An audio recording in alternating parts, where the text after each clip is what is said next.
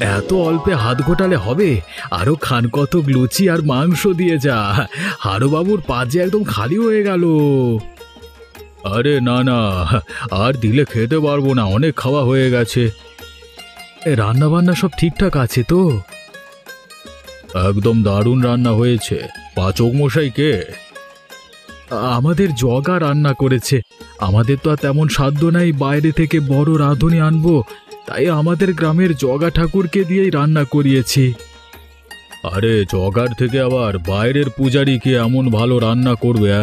মাংসের ঝোলটা সেই স্বাদের হয়েছে, পুরো মুখে লেগে থাকবে। আমাদের ৩-৪ গ্রামে কোথাও মাংসের ঝোলের দাওয়াত থাকলে জগারই তো ডাক পড়ে, তাই এই গরিবের মেয়ের বিয়ের রান্নার দায়িত্ব ওকেই দিয়েছিলাম। ভালোই করেছেন। জগা ছাড়া এত ভালো রান্না আর কেউ করতে পারবে না, এ আমি হলফ করে বলতে পারি। আপনারা খেয়ে খুশি হলেই আমি খুশি। সব আয়োজন তো আপনাদের জন্যই। আপনি বরং বিয়ের দিকটা একটু দেখুন, এদিকে বাকিরা তো আছে, তারা সবাই মিলে সামলে নেবে। হ্যাঁ হ্যাঁ, সে তো দেখতে হবে। তার আগে অতিথি আপ্যায়ন ঠিক মতো করি। আরে মশাই, আপনার অতিথি আপ্যায়নে কোনো ত্রুটি নাই, বুঝলেন? আমরা সবাই আপনার মেয়ের বিয়ের ভোজ খেয়ে খুব খুশি। দুহাত ভরে নবদম্পতিকে আশীর্বাদ করে যাচ্ছি, ওদের আগামী জীবন খুব সুখকর হোক। এটুকু হলেই হবে, আর কিছু চাওয়ার নেই। ছেলে মেয়ে দুটো সুখী যেন হয়। আপনারা নিজেদের বাড়ি মনে করে খাওয়া দাওয়া করুন, আমি ওদিকটা দেখি। বৃষ্টিটাও ঝিরিঝিরি করে পড়ছে। হ্যাঁ হ্যাঁ, তাই যান। বরের গাড়ির শব্দ পেলাম মনে হচ্ছে। আমরা এইদিকে ঠিক খেয়ে নেব, আপনি চিন্তা করবেন না। আচ্ছা আচ্ছা, ঠিক আছে। খাওয়া দাওয়া শেষ করে একটু বিয়ে বাড়ির মণ্ডপে আসুন। হ্যাঁ, আমার মেয়েকে আশীর্বাদ করে যাবেন। হ্যাঁ হ্যাঁ, নিশ্চয়ই যাব। আপনার মেয়ে তো আমার মেয়ের মতন। আপনি যান, আমি যাচ্ছি। ঠিক আছে, আমি এগোই তাহলে। বর এসে গেল মনে হয়। হ্যাঁ। আরে ঠাকুরপো, এসো এসো, ভিতরে এসো। এতক্ষণে তোমাদের আসার সময় হলো? কিরে কানন, তুই তো আগে আসতে পারতিস। আসলে দিদি, তোমার ভাইয়ের তো অনেক কাজ থাকে, শুধু ঘুরে বেড়ালেই চলে না। বাড়ি গাড়ি সব কাজে চলে গিয়েছিল। তুমি তো জানো আমি আবার গাড়ি ছাড়া কোথাও যেতে পারি না। এই তো মিনিট 10-এর রাস্তা কানন, চাইলে তো হেঁটেও আসতে পারিস। কি যে বলো দিদি, এত ভারী গয়না পরে আমি রাস্তা দিয়ে হেঁটে আসবো? তাছাড়া আমার তো একটা মান সম্মান আছে নাকি? চলো ঠাকুরপো, চল কানন, পাখির কাছে চল। হ্যাঁ চলো।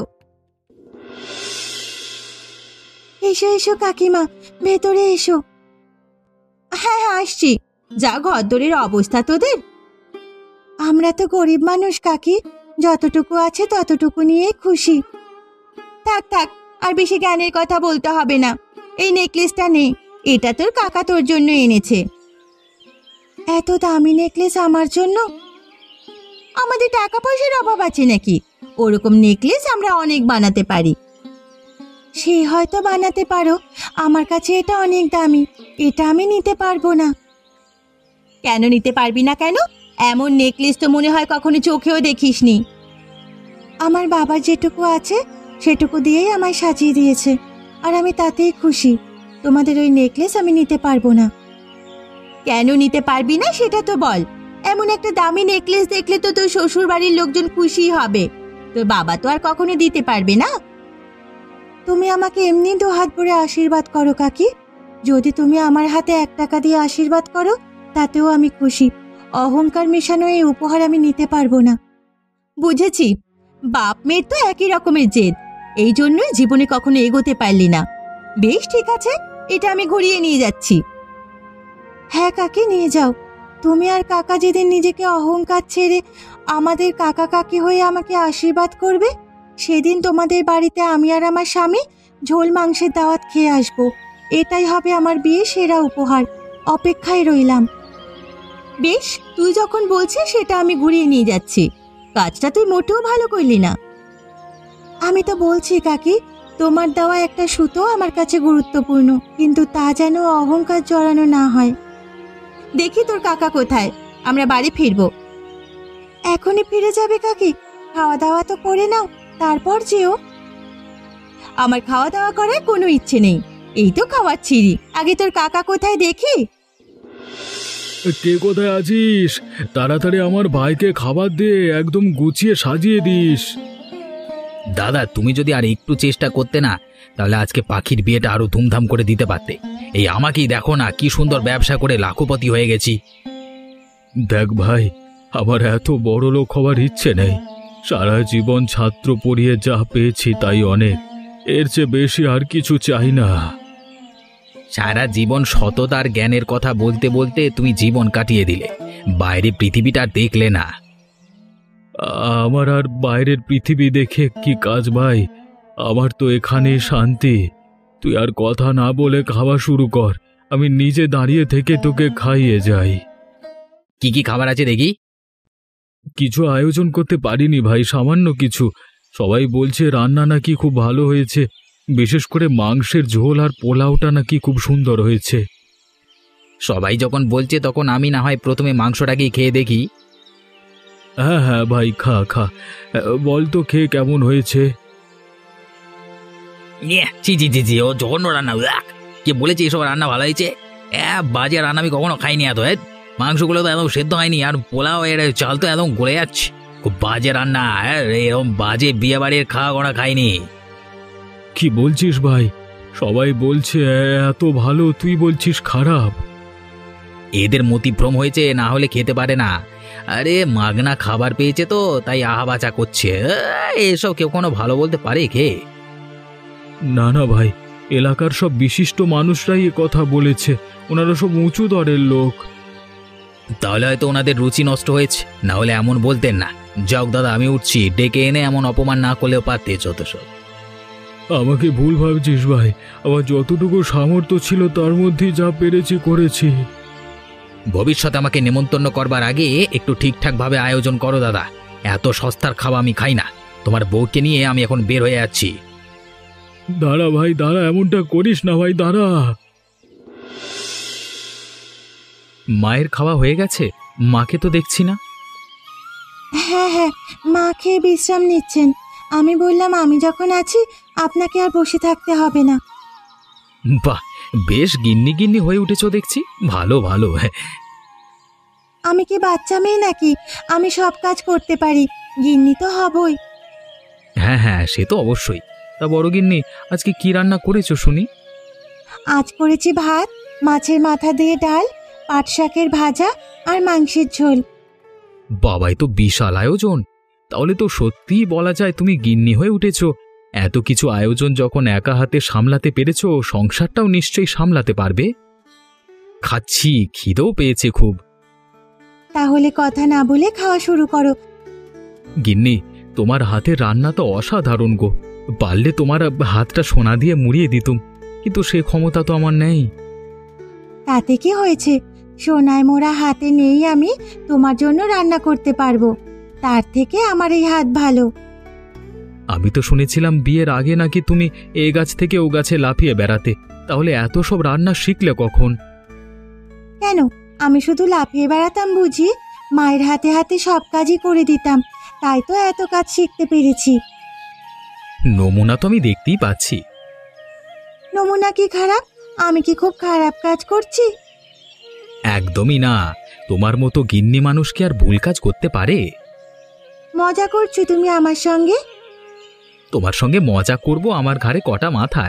তুমি বরং আমাকে একটু ভাত আর মাংসের ঝোল দাও দেখি, খাসা হয়েছে। হ্যাঁ হ্যাঁ, এই নাও, তোমার জন্যই তো রান্না করা।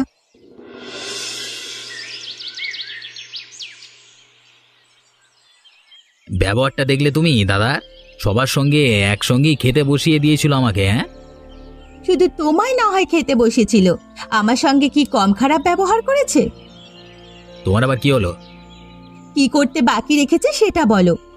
একটু সহজ করে বলবে, এত ভূমিকা না করে। তোমার ভাইজি তোমার দেওয়া নেকলেস নেয়নি, বলে কিনা ওটা নাকি আমাদের অহংকারের উপহার।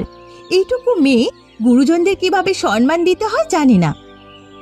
আমিও ইচ্ছে করে খাবারগুলোকে খারাপ বলে দাদাকে সবার সামনে নিচু করেছি। বেশ করেছো। নিজেদের যখন সামর্থ্য নেই তখন কে বলে আমাদের ডাকতে? ডাকলে কিভাবে আপ্যায়ন করতে হয় সেটাও জানে না। আমাকে কি আর 5টা মানুষের মতো পেয়েছে নাকি? সবার সঙ্গে একই পঙ্গিতে খেতে বসতে যাবো? খেতে পাই না নাকি আমি? দাঁড়াও দাঁড়াও, কিছুদিন যেতে দাও। মাত্র তো মেয়েটার বিয়ে হলো, বুড়ি বুড়ি কোথায় যায় আমিও দেখব। তোমার দাদা বৌদিকে ঘুরে ফিরে আমাদের কাছেই আসতে হবে। সেই অপেক্ষাই করছি। দেব তখন ধোতা মুখ ভোতা করে আমাকে অপমান, দেখবো এত জেদ কোথায় যায়। এইটুকু মেয়ে, সে নাকি আমার সঙ্গে মুখে মুখে তর্ক করে। দাঁড়াও দাঁড়াও, সব হিসেব তোলা রইল, সময় হোক ঠিক জবাব দেব। এসো এসো বাবা জীবন, খেতে বসো। হ্যাঁ বাবা, সেই সকাল থেকে তোমার শাশুড়ি মা রান্না করে যাচ্ছেন শুধু তোমাকে যত্ন করে খাওয়াবে বলে। শুধু আমি নয় বাবা, তোমার শ্বশুর মশাই সেই সকাল থেকে বাজারে গিয়ে বেছে বেছে মাছ মাংস সবজি সব কিনে এনেছেন। ও এমন কিছু নয় বাবা, আমাদের যা সামর্থ্য তার মধ্যে যতটুকু করতে পেরেছি তাই করেছি। তুমি যদি খুশি হও তাহলে অল্প আয়োজন সার্থক হবে। এটা কি আপনার অল্প আয়োজন বলে মনে হয় বাবা?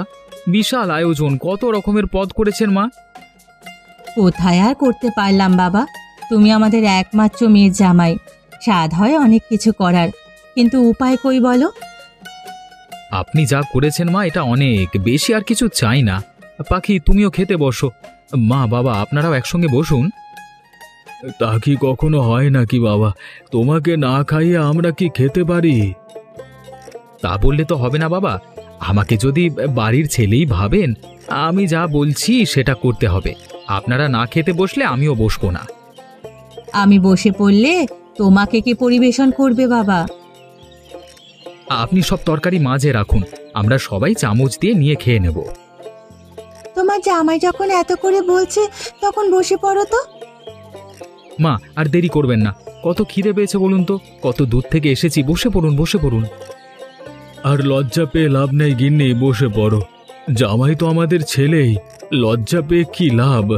জামাই যখন চাইছে সবাই একসঙ্গে খাবো, তখন আজকে আমরা সবাই একসঙ্গেই খাবো। মা, আমার জন্যই মাছের মাথা দিয়ে মুড়ি ঘন্ট করেছেন তো? হ্যাঁ বাবা, তোমার যে খুব প্রিয় তা আমি জানি। কে বলো দেখিনি কেমন হয়েছে? তার আগে ওটা দিয়ে খাওয়া শুরু করি। এই নাও মুড়ি ঘন্ট, কে বলো দেখি। দারুণ মা, দারুণ, আপনার রান্নার কোনো জবাব নেই।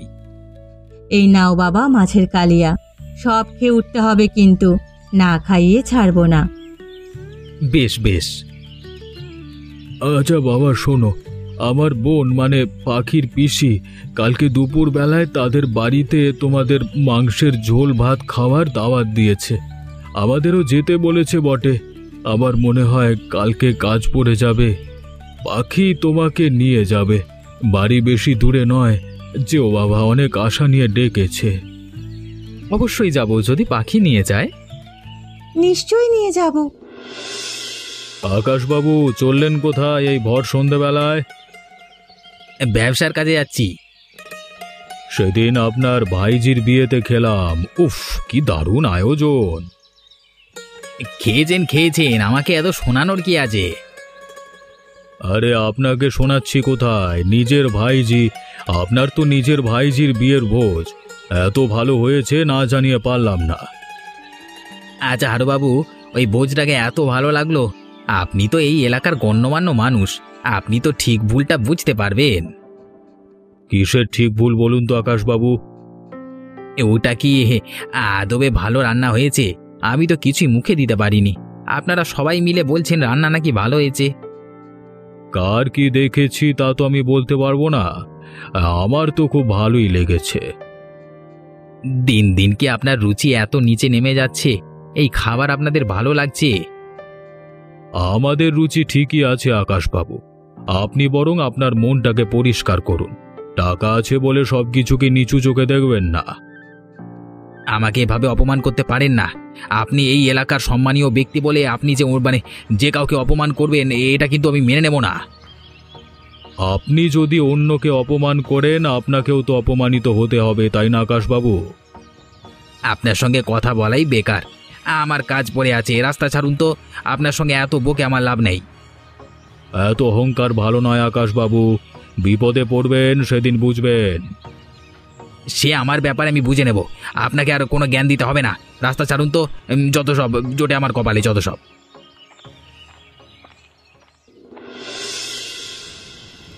বাবা, খুব সামান্য আয়োজন করেছি, বেশি কিছু করতে পারিনি। একা মানুষ থাকি তো, মাংসের ঝোল আর ভাতটুকুই করতে পেরেছি। ভালো করেছেন পিসিমা। এই মাংসের ঝোল আর ভাত এখন আমার কাছে সব থেকে বেশি সুস্বাদু। কয়েকদিন যা জোর খাওয়া চলছে, এখন এই পাতলা করে মাংসের ঝোল আর ভাত মুখের রুচি দিয়েছে। সত্যি বলছো নাকি আমার মন রাখার জন্য বলছো? সত্যি বলছি পিসিমা। এমন দিনে তোমাদের ডাকলাম যে বাইরে বৃষ্টি শুরু হয়ে গেল। এই ছোট্ট ঘরে তোমাদের যে বৃষ্টির মধ্যে অসুবিধে হচ্ছে তা আমি বুঝতে পারছি বাবা, কিন্তু তোমাদের এই গরিব পিসিমার থেকে আর বেশি কিছু করার ক্ষমতা নেই। এমন কেন ভাবছেন পিসিমা? আমি গ্রামের ছেলে, আমাদের বাড়িতেও জোর বৃষ্টি হলে ঘরের চাল অনেক সময় ফুটো হয়ে জল পড়ে। তোমরা হলে আমার মেয়ে জামাই, তোমাদেরকে যদি না যত্ন করে খাওয়াতে পারি, বসতে দিতে পারি, তবে কি আমার ভালো লাগে? আপনি ওসব না ভেবে আমাকে আর এক হাতা ভাত আর একটু মাংসের ঝোল দিন দেখি। যা সুস্বাদু রান্না হয়েছে, একদমই বৃষ্টির দিনেই দাওয়াত জমে গেছে। খাও খাও বাবা, তোমার জন্যই তো রান্না করা। তুমি খেয়ে খুশি হলে তবেই তো আমার খুশি। পিসিমা, আপনি পুরো আমার মায়ের মতোই রান্না করেন। মায়ের হাতের সেই স্বাদ আবার আপনার রান্নায় পেলাম। খেয়ে দিয়ে এখন একটু বিশ্রাম করো, বৃষ্টিটাও ধরুক, বিকেলে বরং বাড়ি যেও। ঠিক আছে ঠিক আছে, তাই হবে ক্ষণ। ছেলে মেয়ে দুটো সে কখন খেতে গেল, এখনো তো ফিরল না। তুমি অত চিন্তা করো না, আসলে বাইরে বৃষ্টি পড়ছে তো, তাই হয়তো ওদের পিসিমা ছাড়েনি। ঠিক সময় হলে চলে আসবে। তা হবে হয়তো। মেয়েটা সবার আশীর্বাদ পাচ্ছে, শুধু যদি কাকা কাকিমার আশীর্বাদটুকু পেত। আমার বিশ্বাস একদিন না একদিন সেটাও হবে। আর কবে গিন্নি? ভাই তো আমার টাকা পয়সার অহংকারে এমনই হয়ে গেছে যে এখন মানুষ আর মানুষ বলে মনে করে না। একদিন না একদিন নিজে থেকেই ঠাকুরপো সমস্ত কিছু বুঝতে পারবে, দেখো, সেদিন তোমার কাছে নিশ্চয়ই আসবে। আমি তো সেই দিনটারই অপেক্ষা করছি। আমরা দুই ভাই আবার আগের মতো মিলেমিশে থাকতে পারবো। পারবে গো পারবে, দেখবে সব ঠিক হয়ে যাবে। গিন্নি, বাবা মারা যাওয়ার পরে আমি আমার মার ভাইটাকে বুকে আগলে ধরে বড় করেছি। কত ছোট ছিল, আর সেই ভাই আমার থেকে এত দূরে, এটাই মেনে নিতে পারছি না। একটু সময় দাও, সব ঠিক হয়ে যাবে। আমিও তো চাই আমরা সবাই আবার আগের মতো একসঙ্গে থাকি। ভাইটার জন্য মাঝে মাঝে খুব চিন্তা হয়। টাকা পয়সার পেছনে ছুটতে ছুটতে কখন না ভুল রাস্তায় চলে যায়। না না, এই দিক থেকে তুমি বিশ্বাস রাখো, ঠাকুরপো যতই বড়লোক হতে চাক, কখনো ভুল রাস্তায় চলে যাবে না। তাহলেই ভালো, বিপথে না গেলেই ভালো। আমি বরং একটু এগিয়ে দেখি ব্যাপারটা কি হলো। ওরা চলে আসবে, তোমাকে আর এই বৃষ্টিতে বাইরে বেরোতে হবে না। এমনিতেই তোমার শরীর খারাপ। আমি একদম সুস্থ, বুঝলে, একদম 100 হাতির শক্তি আমার শরীরে। তুমি আমাকে সামান্য বৃষ্টির ভয় দেখাচ্ছ? হাজারখানা রোগ বাঁধিয়ে রেখেছো শরীরে, রক্তে চিনির পরিমাণ তো হু হু করে বাড়ছে, তার দিকে খেয়াল আছে? সব ঠিক হয়ে যাবে। সবাই একসাথে মিলেমিশে থাকলে আমার সব চিন্তার অবসান গো। বুঝলাম, ঘুরে ফিরে সেই এক কথা। আমার মনে হচ্ছে খুব তাড়াতাড়ি সব ভালো হবে। তাই হোক। এই রাস্তাগুলো কি পিচিল হয়েছে বর্ষায়, একদম হাঁটা যাচ্ছে না। কেন যেন রাস্তাগুলো ঠিক করে না। একটু এদিক ওদিক হলেই পুকুরে গিয়ে পড়বো নির্ঘাত। দেখো পাখি, সামনে চেয়ে দেখো, কাকা শ্বশুর মশাই আসছেন। রাস্তা চলাই এখন দায় হয়ে উঠেছে। আমার এত দামি জুতোখানা কাদাতে নিয়ে চলাও যাচ্ছে না। আগে জানলে কাছারিতেই আজকে থেকে যেতাম। কাকাবাবু, কাকাবাবু শুনছেন? কে ডাকে আমাকে কাকাবাবু বলে? এমনিতেই রাস্তায় চলতে আমার দফা রফা হয়ে যাচ্ছে, আবার কে ডাকে গলা? আমি সামনের দিকে আমি আপনার ভাইজির স্বামী, আমি ডাকছি। ও তোমরা, তা মাঝ রাস্তায় দাঁড়িয়ে এভাবে কাকা বাবু করছো কেন? হ্যাঁ, না, ভাবলাম আপনার সঙ্গে তো এই প্রথমবার দেখা হলো, একটু কথা বলি। এটা কি কথা বলবার জায়গা? যত সব বিয়াক্কেল মানুষ, যেমন বিয়াক্কেল শ্বশুর তেমন বিয়াক্কেল জামাই, যত সব। আপনি কিন্তু আমার শ্বশুর মশাইকে কিছু বলতে পারেন না। এই সরো তো, আমাকে যেতে দাও। মেলা বকছে আমার সামনে, সময় নষ্ট করছে। এগিয়ে যাই আমি, চলো। দেখলে পাখি কেমন চলে গেল। বাঁচাও, কে কোথায় আছো? বাঁচাও, আমি জলে ডুবে যাচ্ছি, বাঁচাও। কাকাবাবুর গলার আওয়াজ মনে হচ্ছে না, কি হলো দেখি তো পেছনে ঘুরে। উনি তো পা পিছলে মনে হয় পুকুরে পড়ে গেছেন। তো ওনাকে বাঁচাতে হবে, এখানে দাঁড়াও, ওনাকে তুলে আনছি। উনি মনে হচ্ছে সাঁতার জানেন না। দাঁড়ান কাকাবাবু, আমি আসছি।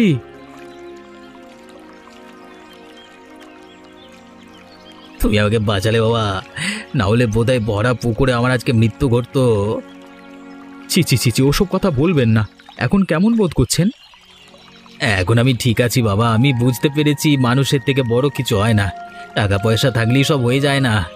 এতদিন আমি তোমাদের সাথে অনেক অন্যায় করেছি, আজকে আমি সব ভুল বুঝতে পেরেছি, আমাকে ক্ষমা করে দিও। মানুষ মাত্রই তো ভুল হয়, আপনি যে বুঝতে পেরেছেন এটাই অনেক। আপনাকে এখন বাড়ি পৌঁছে দিয়ে আসি।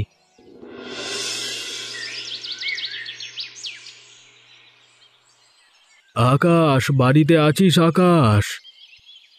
হ্যাঁ দাদা, এসো না, এসো, ভেতরে এসো। না না, ভেতরে যাব না, তোকে একটা কথা বলতে এসেছিলাম। বলো না, বলো, কি বলবে? তবে এইভাবে দাঁড়িয়ে দাঁড়িয়ে যাবে নাকি? ভেতরে একটু বসো, চা মিষ্টি খাও, তারপর না হয় যেও। না রে না, খাওয়ার এখন সময় নেই, আমাকে এখন বাজারে যেতে হবে। সকাল সকাল তোমার এত বাজারে তারা কিসে দাদা? জামাই বাড়ি চলে যাচ্ছে নাকি? না রে না, তারাটা জামাইয়ের জন্য নয়। এই সাত সকালে বাজারে ছুটছো কেন? আসলে আমার মেয়ে জামাইয়ের ইচ্ছে, আজকে দুপুরে তোরা আমার বাড়িতে খাবি। পাখি নিজের হাতে মাংসের ঝোল রান্না করবে। তোর তো মাংসের ঝোল খুব প্রিয়, তাই ওর ইচ্ছে তোকে করে খাওয়াবে। বুঝেছি, না খেয়ে চলে এসেছি বলে মেয়ের অভিমান হয়েছে। হবে না বল, তুই ওর একমাত্র কাকা, যদি তার বিয়েতে না খেয়ে চলে আসিস অভিমান তো হবেই। মোট কথা, আজকে দুপুরে তোর আর কাননের আমার বাড়িতে ঝোল মাংসের দাওয়াত রইল। পরিবেশটাও খুব ভালো, ঝিরিঝিরি বৃষ্টি পড়ছে। বেশ বেশ, আমি আর কানন ঠিক সময় মতো পৌঁছে যাব। ঝোল মাংসের দাওয়াত আমরা গ্রহণ করলাম, বৃষ্টিতে একদম জমে যাবে। হ্যাঁ বেশ বেশ, আমি তাহলে আসছি এখন, তোরা কিন্তু সময় মতো চলে আসিস, দেরি করিস না।